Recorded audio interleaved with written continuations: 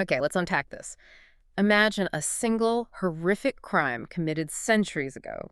A crime so bad, it was believed to have, well, tainted an entire city Right. and haunted one of its most powerful families, the Alcmaeonidae, for generations. We're diving deep into what inherited political doom really looked like back then. We are talking about the infamous curse of the Alcmaeonidae. Mm-hmm. Yeah. It starts way back, 7th century BCE. Mm-hmm. And the source of this whole long-running scandal, was a profound act of sacrilege Yeah. and murder committed by an aristocrat, Megacles. Megacles, okay. Yeah, he slaughtered the followers of Cylon, this guy who tried to become a tyrant after they'd already sought sanctuary. That's the key part. Sanctuary. Right. So our mission in this deep dive, really, is to try and grasp the devastating way religion, law, and politics were just completely tangled up in ancient Greece. Mm-hmm. This wasn't like just a murder case we'd recognize today. It was seen as a foundational crime, wasn't it? Something that introduced a kind of spiritual pollution, a miasma. Yeah. Exactly, miasma, into the Athenian body politic itself. And that miasma, that pollution, became one of the most powerful and just persistent political weapons in Athenian history. Wow. Yeah, for hundreds of years, this curse was invoked to undermine people, exile them, discredit members of this one family, the Alcmaeonids. So how do we even know all this? What are we drawing on? Well, we have, detailed historical accounts, thankfully, plus philosophical texts that actually try to explain this whole idea of ancestral guilt. Okay. And even Greek tragedies, which really explore how this inherited sin felt, how pervasive it was. They all help us understand why this one ancient crime had such, well, explosive real-world power. Let's set the scene then for the founding crime itself. We're talking 7th century BCE. Athens is politically unstable. Very unstable. And this man, Cylon, he's an aristocrat. He'd won at the Olympics. Big deal back then. Right. Prestige. Yeah, huge prestige. He tries to seize power, set himself up as tyrant. But it doesn't work out for him. No, it fails. Miserably. He and his remaining followers, they get besieged up on the Acropolis. Okay, so they're trapped. Trapped, facing starvation. They basically recognize it's hopeless. Now, to get the gravity of what happens next, you really have to understand the sacred nature of asylum back then. Right. It wasn't just like asking for temporary safety. No, exactly. They were cornered, but they knew they had this one last option, protection from the divine. So they attached themselves, physically, to the altar of Athena. It's the ultimate appeal for sanctuary. An asylum was a recognized thing. Like, everyone understood the rules. Oh yeah, an institution recognized across the ancient world. It represented an inviolable space, literally under the protection of the gods. So that's the critical piece here. They surrender, maybe thinking their lives would be spared because they're under divine protection. That seems to be the implication, yes. They place themselves under the gods' watch.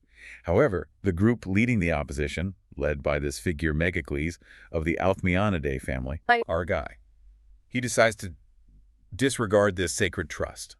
The account suggests there was this, perhaps pretext, a fear the men might die of starvation right there and pollute the sanctuary that way. Oh, interesting. So a sort of and damned if you do, damned if you don't situation for Megacles. Maybe, or maybe just an excuse. They tried to persuade the Cylonians to leave the altars, but the moment they stepped away, They weren't safe anymore. they weren't safe. Megacles and his men just murdered them. Some sources even add this horrifying detail, that the Cylonians were maybe still holding on to a thread or a cord tied to the altar itself. No, seriously. Yeah, physically showing they were still appealing to the goddess, even as they were dragged off and killed. Wow. It underlines the sheer sacrilege, doesn't it? Absolutely. If that detail is true, it's chilling. They weren't just killing prisoners of a failed coup. They were spitting in the eye of the divine, violating the very concept of sanctuary. It's not a crime against the Athenian state, primarily. It's a crime against the sacred order. And this is what immediately creates the pollution you mentioned, the miasma. Instantly, yes. We use the word pollution, but you're right, it's much deeper than how we think of contamination. It was seen as a tangible thing, a spiritual blight. And it affected everyone, not just the killers. The entire city of Athens, not just the Alcmaeonidae family, that's the key social fact here. Miasma was communal.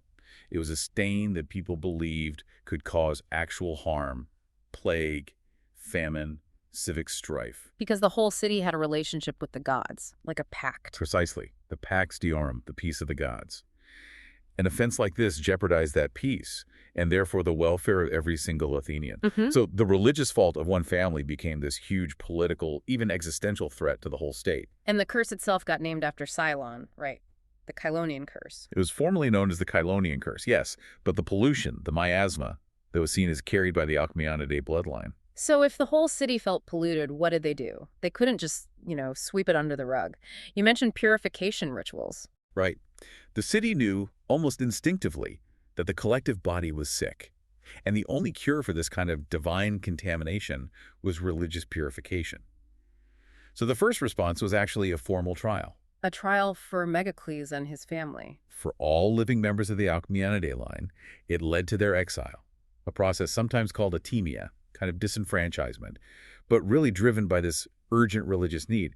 They had to physically remove the source of the pollution from the city. And this wasn't just like a go away for a few years kind of exile. No, it was serious. And even then, the anxiety lingered. When things got bad, later on in maybe civic strife, maybe some bad omens people would remember, the pollution had to be dealt with again, sometimes centuries later. Wow, so they had to keep cleaning up the mess. Exactly. We see this need for really elaborate religious rituals. At one point, for instance, the Athenians actually brought in an expert from Crete, a man named Epimenides. That's special. A renowned ritual expert, a purificator. His job was to perform these complex cleansing rites to try and finally rid the city of the miasma. And this wasn't just, washing hands. It involved solemn ceremonies, probably sacrifices, all aimed at restoring balance and soothing the gods who'd been offended. The fact they had to bring in an outsider, a foreigner, that really shows how serious they thought this was. It really does. It underscores how deeply disturbed the whole Athenian civic and religious order felt by what Megacles had done. So the crime leads to exile and then this ongoing need for these big external ritual cleansings. It was like a wound that just kept reopening. That's a great way to put it, a continuous historical wound. And yes, it was treated, but it seems was never seen as fully healed. It became this permanent political vulnerability for the whole Alcmaeonid family, the gens. The gens, the family line. The wider family group, the house, the exile and the rituals. They acknowledged the pollution was real, but the curse itself, well, as we'll see, that was understood to just cling to the bloodline. Yeah. Indefinitely. Okay, we need to pause here because this is the part that I think is maybe hardest for us listening now to really get our heads around.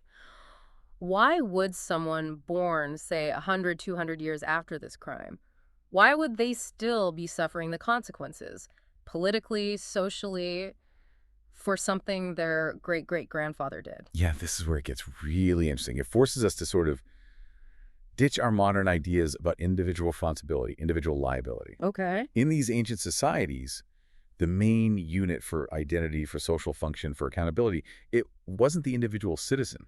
It was the group, specifically the family or the gens, the house. Right. I read that ancient law sources really emphasize the house as this single, continuous thing, connected by common descent, by blood. That's exactly it. Think of the gens almost like a single organism stretching through time. Yeah. If one part of that organism gets fatally poisoned, the whole organism is tainted. So a sacrilege by Megacles didn't just stain him, it permanently stained the whole Alcmaeonid gens. It wasn't about his personal guilt in our sense. It was about this collective spiritual contamination that passed down through the bloodline. And this idea, this sort of grim ancestral sin, it pops up in Greek tragedy too, doesn't it? Giving us a feel for the kind of emotional reality of this. It feels like an inescapable doom. Oh, absolutely. You look at Aeschylus's Orestia, that whole massive trilogy is about this endless cycle of vengeance and ancestral crime in the house of Atreus. Right, Agamemnon, Clytemnestra, Orestes. Exactly. That curse embodies this precise concept. A person is, as Aeschylus puts it, mired in an existence determined by a past over which he has no control. The Furies, those ancient spirits of vengeance, their whole job is to make sure that the errors of former generations require punishment even in the future. So your ancestor messes up, and you pay the price, whether you like it or not, or even know about it. That's the really terrifying part, the lack of clarity. The goddess in the Oresteia talks about inevitable human ignorance. The descendant does not know from where the blows of life come, but still, silent destruction wastes him. Chilling. It's like this invisible existential threat hanging over you. It is. And the Cylonian curse seems to have operated under that same kind of pervasive psychological fear. The knowledge that even if you personally lived a perfectly good life, your family blood carried this spiritual debt. And the gods, or just the community, might decide to call it in at any moment. So this wasn't just like philosophical angst. It had real-world teeth, a tangible legal or social constraint. Definitely. It meant that while Megacles, the original perpetrator, was exiled, the pollution didn't die with him. It lingered, a permanent cloud over the whole house. Now, this feels very different from how legal systems developed later, even in the ancient Mediterranean, if we, say, compare it quickly to Roman law. Yeah, that's a really useful comparison. The Roman system, especially early on, it did give immense power to the head of the household, the paterfamilias. Right, the whole patria potestas, power of life and death over his immediate family. Exactly. But Roman civil law, the Amalissa Civil, it slowly but surely developed these very specific ways of dealing with individual accountability. How so? Well, you get detailed legal procedures, like the Liges Actio. You get specific courts, magistrates like urban prefects. And their focus was much more on defining individual crimes and matching them with individual punishments. If you committed fraud, the state held you liable. Not your entire extended family for generations to come. Right. The Roman legal focus shifted much more toward civil procedure, toward intent. Was the person acting in good faith? Was their intent to defraud? The Athenian curse, coming from an earlier time and different cultural assumptions, shows the power of the religious community overriding or maybe existing alongside civil mechanisms. It operated at the level of the gens, the clan, not the individual. That's a critical difference. Huge. For Athens, in this case, the crime was against the gods, and the whole bloodline paid. For later Rome, crimes were increasingly seen as against the state or another citizen, needing individual judgment. So the Athenian curse wasn't like a legal sentence you could serve out or appeal. It was a permanent spiritual mark, a stain that could be reactivated politically at any time. Precisely. And because the Alcmaeonidae weren't just some minor family, they're rich, they were ambitious, politically central. Megacles was an aristocrat, you said? Right. So this Cylonian curse didn't just fade away. It became this massive liability, a centuries-old political bomb just waiting for someone to light the fuse. Because they were so prominent. Exactly. They were one of the top families, known for diplomacy, wealth, ambition, but their success always had this shadow hanging over it, the miasma. The curse meant that political rivals didn't need complex legal cases. They could just tap into popular religious fear and prejudice. Okay, so give us an example. How was it actually used as a weapon? Well, the most famous case, the one we have the richest story for, involves the tyrant Pisistratus. Pisistratus, right, a major figure. Huge figure. At one point, the Alcmaeonidae actually allied with him. They offered Megacles' daughter in marriage to him. This was supposed to be a massive power move, a dynastic alliance. To cement their own power alongside his? Exactly. Should have unified the major factions. But Pisistratus, he was already a big shot, already had grown sons from a previous marriage. He refused to consummate the marriage with Megacles' daughter. Refused? Wow, that's a huge public insult. Why? He stated, quite clearly according to our sources, that he judged that the Cylonian curse rested upon all the Alcmaeonid family. He actually said that because of the curse. That's what the sources report. He was apparently so worried about the spiritual contamination in that bloodline that he risked his entire political alliance by publicly rejecting her. Now, was it genuine religious fear? Or a calculated political move using the curse as an excuse? Hard to say for sure. But either way, the effect was devastating. Absolutely.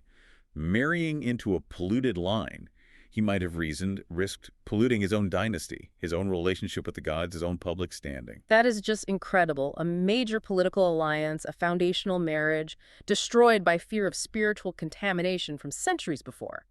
Megacles must have been furious. Incensed is the word used. And this personal slight, layered onto the public dishonor of the curse being thrown in their face, gave Megacles the perfect pretext to flip against Pisistratus. So he uses the curse against the man who invoked it. In a way, yes. He immediately leverages the insult and the curse itself. He denounces the alliance, publicly, and then he quickly joins forces with the other main faction, the supporters of Lycurgus. Smart politics. Very. By highlighting Pisistratus' refusal and therefore his acknowledgement of the family's pollution, Megacles kind of turns the narrative. He uses the curse as the basis for building this new, threatening coalition against the tyrant. And did it work? Amazingly well. The political pressure became so intense that Pisistratus was actually forced to leave Attica entirely. A massive defeat for him. All because of this marriage dispute and the curse. It seems to be the direct trigger. The consequence of invoking the curse in this context was a full 10 years of exile for the tyrant. 10 years. Just think about that, the scale of it. It's huge. One man's stated fear of inherited pollution, whether real or strategic, leads to the exile of the most powerful figure in Athens for a decade. Pisistratus had to retreat to Eretria in Euboea. Did he just give up? I know. Not Pisistratus. He didn't just sulk. He spent that decade meticulously gathering resources, planning a forcible return. And he needed outside help, presumably, because Athens had effectively rejected him. Absolutely. He couldn't rely on internal support anymore. The whole episode shows the raw power of this sacred pollution idea. It forced one of the most powerful men in Greece to look abroad for help. So how did he come back? By force. He hired mercenaries from Argos. He got big contributions from cities like Thebes, cities he'd helped before. And crucially, he got money and military backing from Lygdamas of Naxos. He needed foreign gold and foreign soldiers to retake a city that had partly rejected him over a centuries-old family curse. So the ripple effect is just enormous. Ancient crime, family pollution, leveraged in a marriage spat, triggers a political upheaval, exile, and ultimately requires foreign military intervention. That's the chain of events, yes.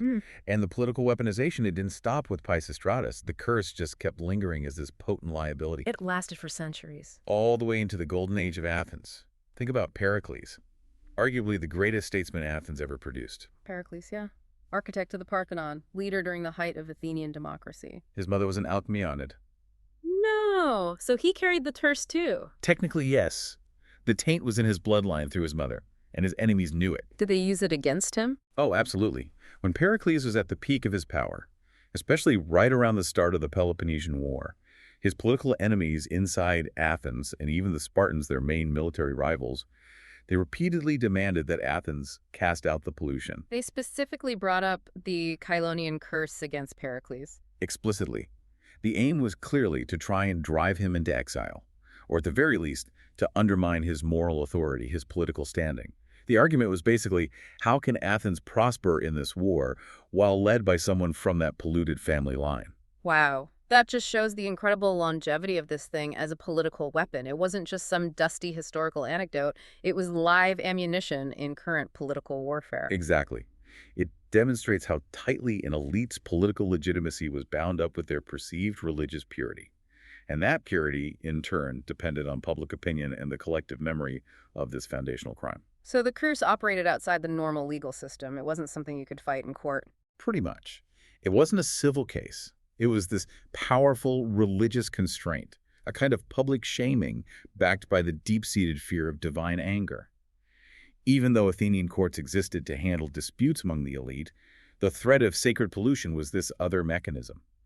It could bypass all those normal procedures and potentially force even the most powerful people out of the city. It really gives you a window into how public opinion and religious fear could be, well, engineered, manipulated to completely overturn political power structures back then. It really was like the scarlet letter of Athenian politics, wasn't it? That's a very apt comparison, Yeah. a permanent mark of otherness and danger. So let's try and wrap this up. We've tracked this Cylonian curse all the way from a truly brutal act of sacrilege, killing men who'd sought asylum at a sacred altar, through this ancient, frankly terrifying logic of collective ancestral guilt, the sins of former generations literally haunting the present. Yeah, that idea that the past isn't really past. Right. And finally, we saw how this curse was actively wielded as a potent political weapon, something that really did reshape early Athenian history and even cast a shadow over figures like Pericles centuries later. And the story of the Alcmaeonidae curse, I think it reveals a fundamental truth about the ancient world, or at least ancient Athens. Political reality was just inseparable from religious observance. The idea of pollution, the miasma, it wasn't just, superstition. It was treated as a social fact. A fact with real consequences. Exactly. It translated directly into political vulnerability. It gave rivals this powerful, ready-made moralizing tool. In a society where the family, the gens, was seen as this continuous unit, a single crime could genuinely be seen as affecting the health and fortune of the entire state. And this foundational crime and its seemingly eternal consequence, it shows such a stark difference between what we think of as civil law rules made by people that can be changed and this ancient concept of ys massimum, sacred law, which they saw as immutable, right? Absolutely. The fact that Athens could turn its back so quickly on one of its leading families, the Alcmaeonidae, and keep threatening them over generations because of this perceived religious impurity, It just demonstrates the absolute, sometimes crushing power of those sacred constraints. So considering that this single ancient crime, never fully assimilated or forgiven, created a pollution that overshadowed generations and was so politically useful for so long, it kind of raises a question for us today, doesn't it? Hmm. Where are you going with this? Well, do modern societies still carry any form of inherited guilt? Maybe not religious, but perhaps institutional or systemic or cultural guilt. Things that still influence our political alignments, our public debates, even without using the explicit language of sacred curses. That's interesting. Like, when we talk about historical wrongs, collective responsibility for past actions, are we maybe hearing a kind of secular echo of that ancient, pervasive idea? The idea that the group carries the burden of the past? Exactly. Is there a modern equivalent to that miasma, that sense of inherited stain that needs addressing? Something for you to mull over until our next deep dive.